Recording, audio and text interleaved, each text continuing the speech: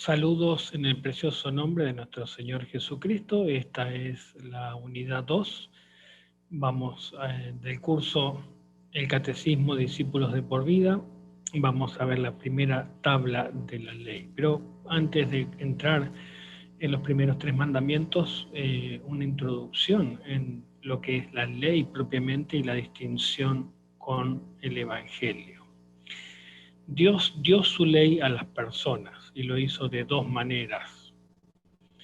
Lo hizo allí cuando creó a las personas, la ley escrita en los corazones, como dice Romanos 2, porque cuando los gentiles que no tienen ley hacen por naturaleza lo que es de la ley, estos, aunque no tengan ley, son ley para sí mismos, mostrando la obra de la ley escrita en sus corazones, dando testimonio de su conciencia, acusándoles y defendiéndoles sus razonamientos.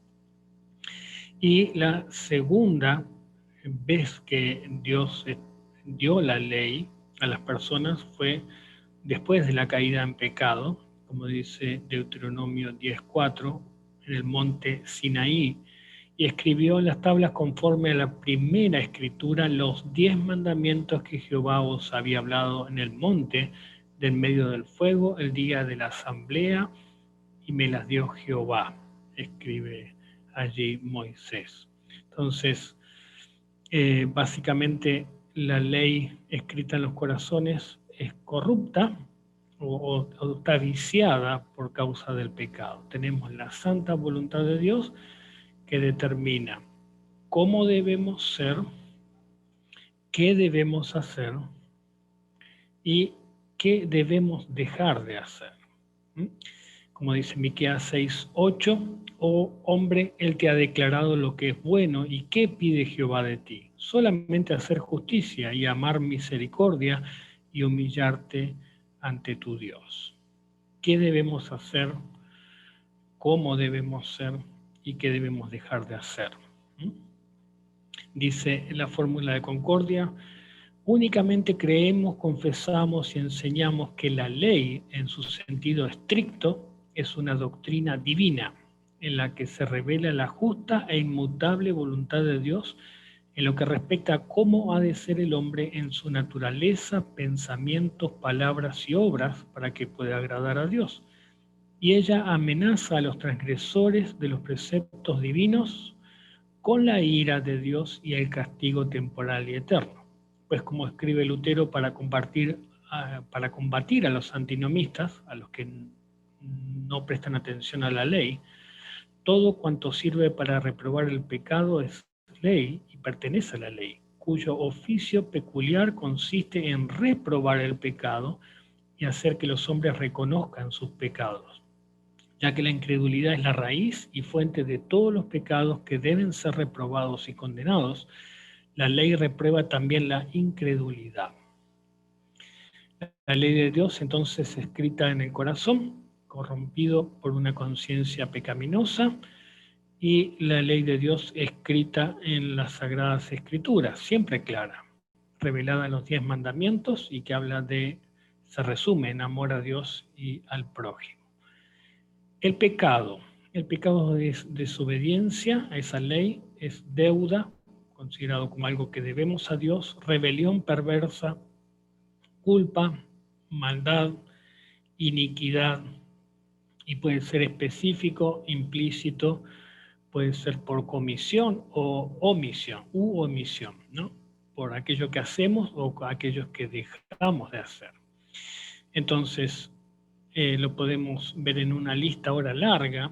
El pecado es la transgresión a los 10 mandamientos, es estar incurvado en sí mismo, en la naturaleza que me hace solamente verme a mí y volverme a mi propia pecaminosidad, es hacer, no hacer, comisión, omisión, impenitencia, muerte, condición caída, efectos del pecado, impenitencia está repetido, autojustificación, falta de amor, violación de la vocación, de nuestros llamados diarios, de Dios, miedo, estar perdidos y condenados, y la concupiscencia. Una palabra muy difícil que habla de nuestra naturaleza corrompida por causa del pecado que nos hace solo pecar.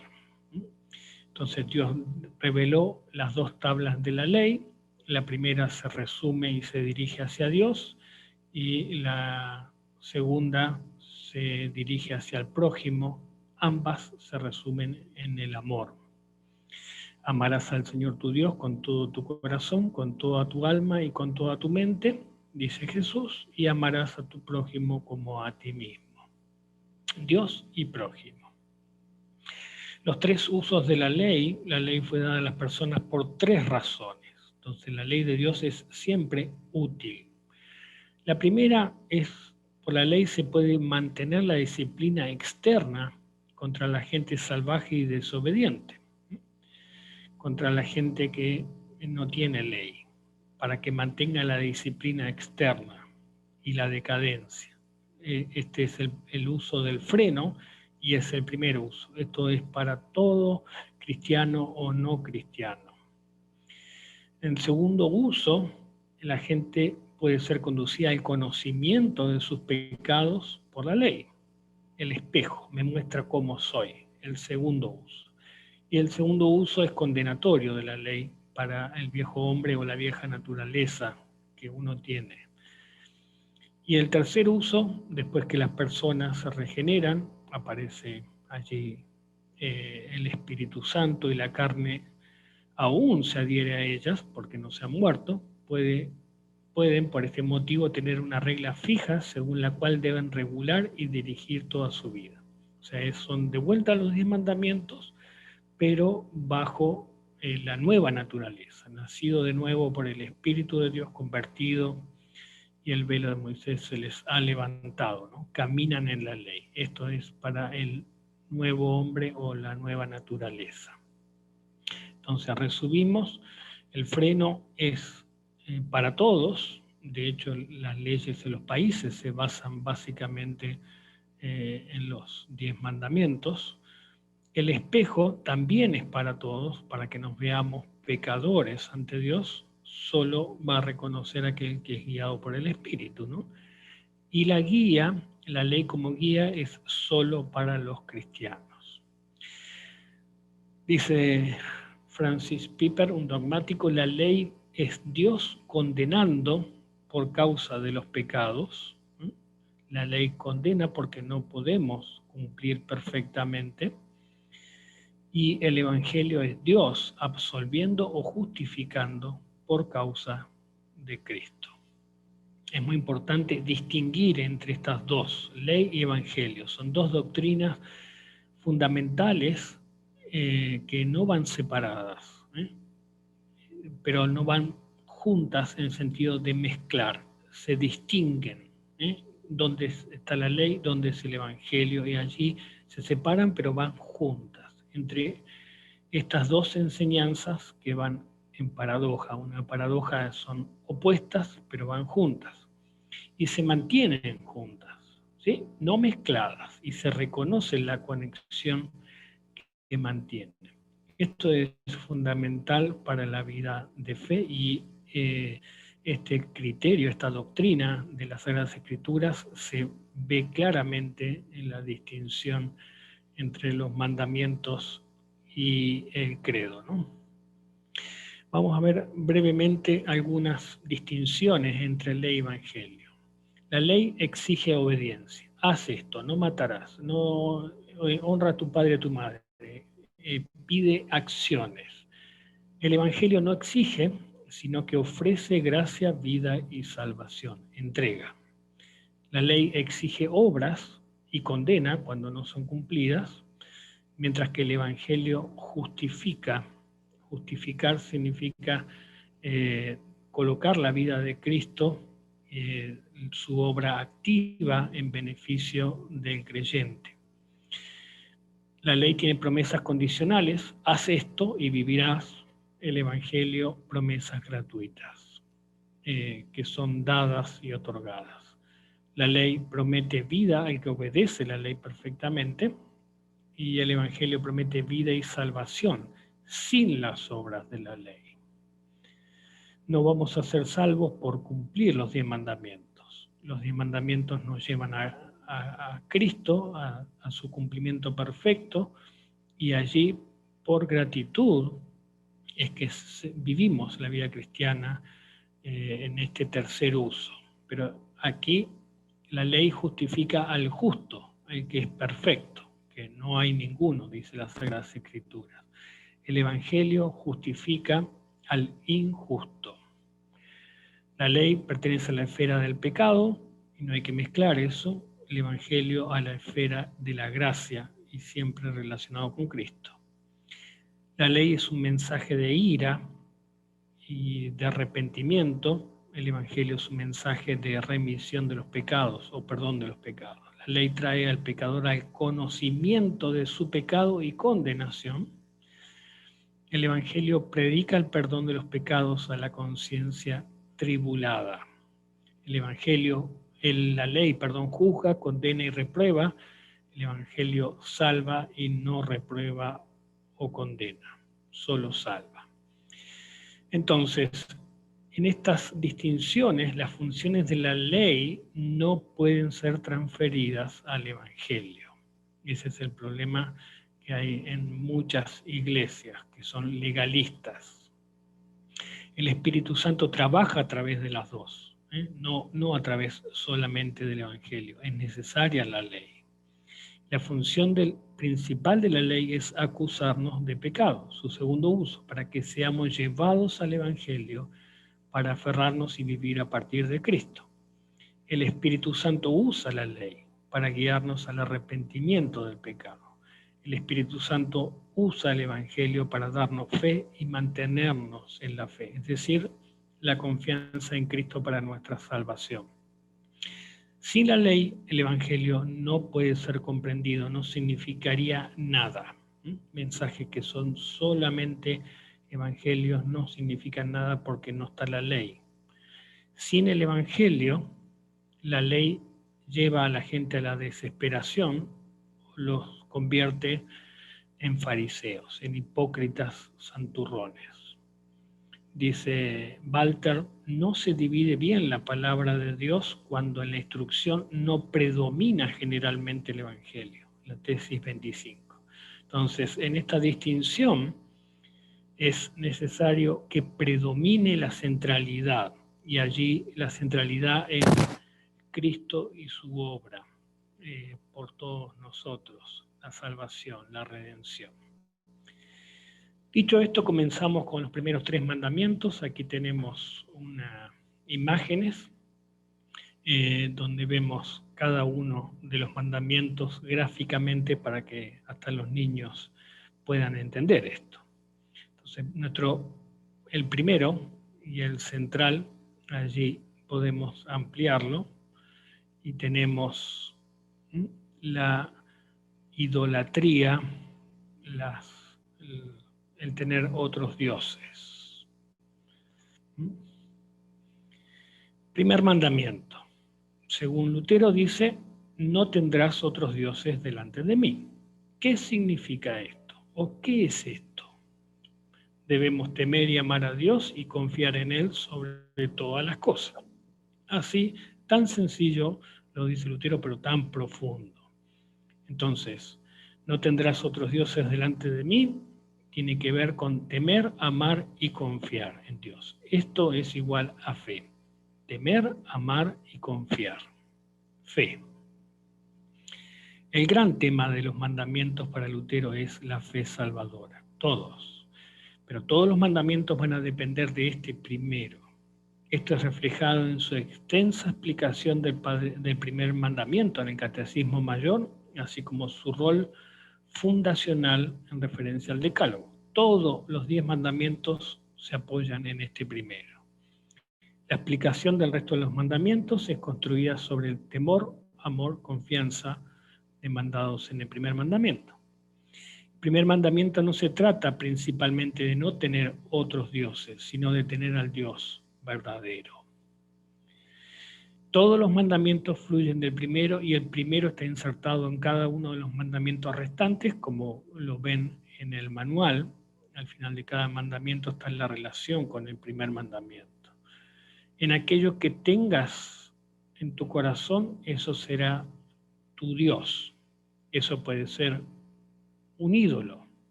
Eso es un Dios falso.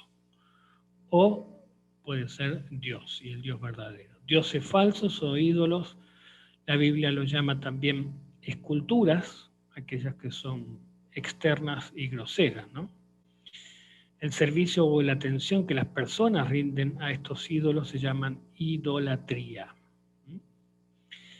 El pecado que el Señor nos prohíbe en este mandamiento es toda clase de idolatría. Entonces, los mandamientos se dividen siempre en lo que Dios prohíbe y en lo que Dios manda.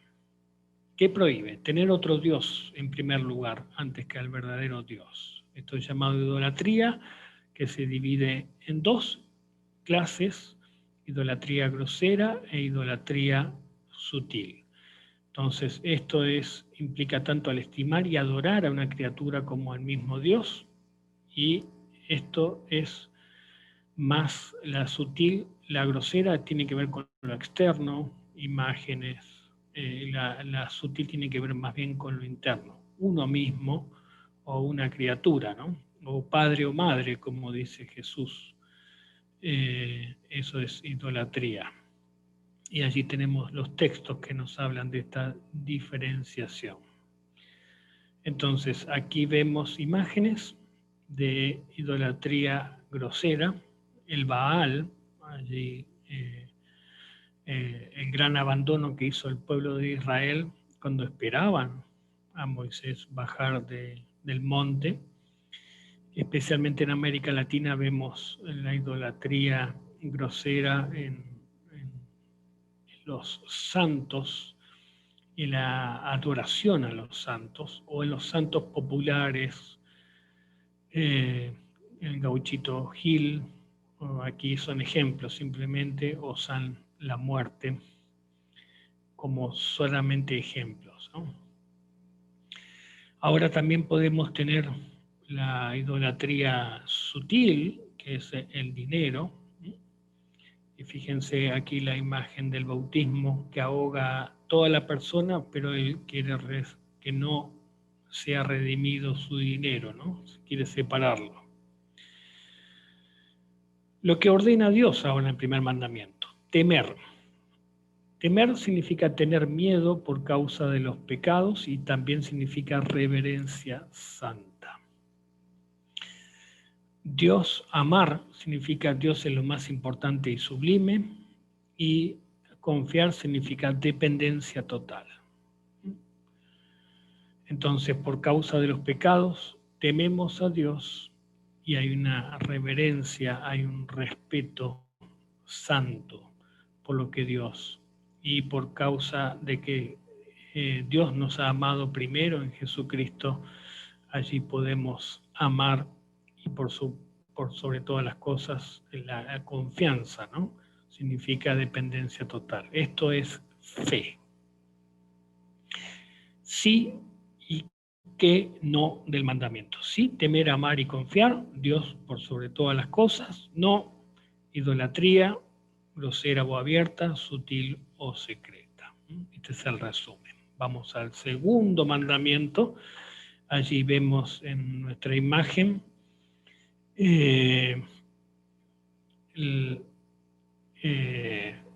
personas que están transgrediendo este segundo mandamiento de invocar el nombre de Dios, tratando de, siempre en estas imágenes van a haber demonios que influyen.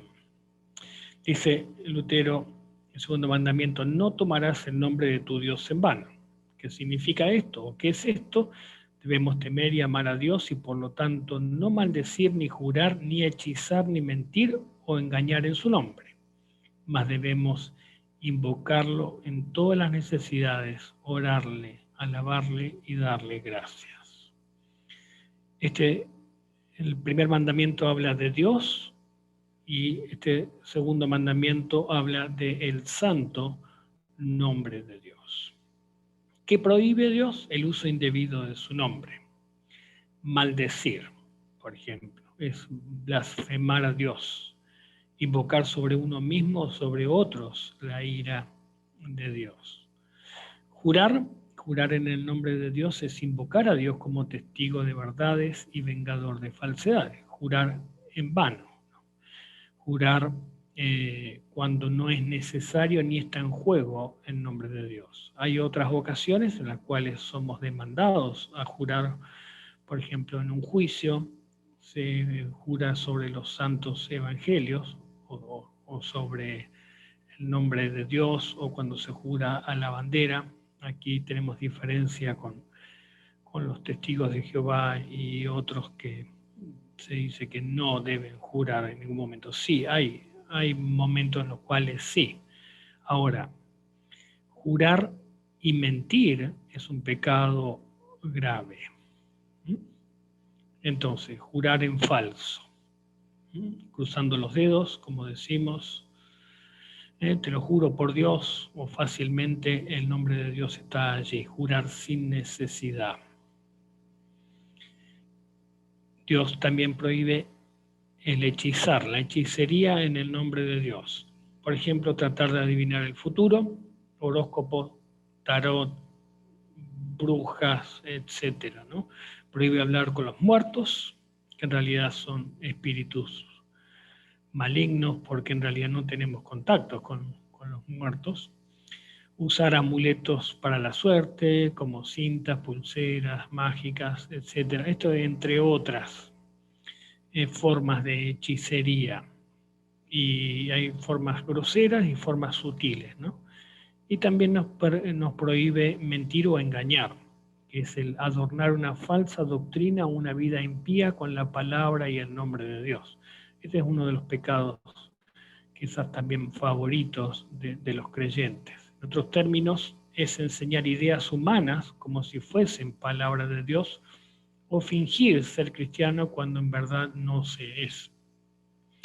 Las personas todas dicen ser cristianas, ¿no? Pero no todas son. Están blasfemando el nombre de Dios, además de que en su corazón no está el nombre de Dios. Y allí están los textos que son explícitos en estas prohibiciones. Ahora tenemos el uso correcto del nombre de Dios, que es invocar. Invocar es pedir la presencia divina en todo tiempo, especialmente en tiempos de peligros y necesidades, pero en todo tiempo. Orar es hablar con nuestro Padre Celestial, y también invocar podríamos colocarlo como el clamar a Dios, ¿no? Y alabar y dar gracias. Es necesario, reconocer y agradecer a Dios por todo lo que Dios nos da. Esto es alabar y darle gracias. Es un reconocimiento de Dios. Y ahí está, por sus obras, especialmente por lo que ha hecho en Jesucristo, ¿no? Ahí tenemos los textos que específicamente, hay muchos más que ustedes pueden ver. Honramos o santificamos el nombre de Dios cuando lo alabamos como Creador y Salvador, confesando ante los hombres que es nuestro Dios y Señor. También honramos y santificamos el nombre de Dios cuando escuchamos con devoción o meditando la palabra de Dios. Honramos o santificamos el nombre de Dios cuando damos gracias por todo lo que nos concede, cuidando todo lo que le está consagrado a Dios, cuando procuramos que Dios sea conocido, amado y honrado por todos, cuando damos testimonio y hablamos bien de Dios, jurando con piedad, justicia y verdad. Y el sí del segundo mandamiento es invocarlo en la angustia, orar regularmente, alabarlo y reconocerlo, darle gracias. Y el no es maldecir, jurar, mentir por medio de él, engañar por él, usar la hechicería. Y jurar, como decíamos, es colocarlo como testigo a Dios, cuando en realidad no es necesario eso, ni está en nombre el juego de Dios.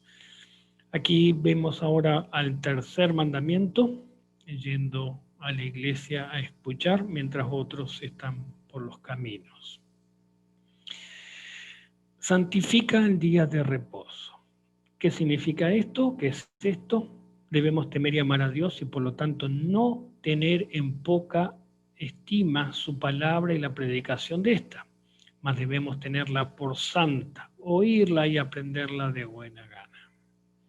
Entonces, el tercer mandamiento se refiere al oír la palabra de Dios.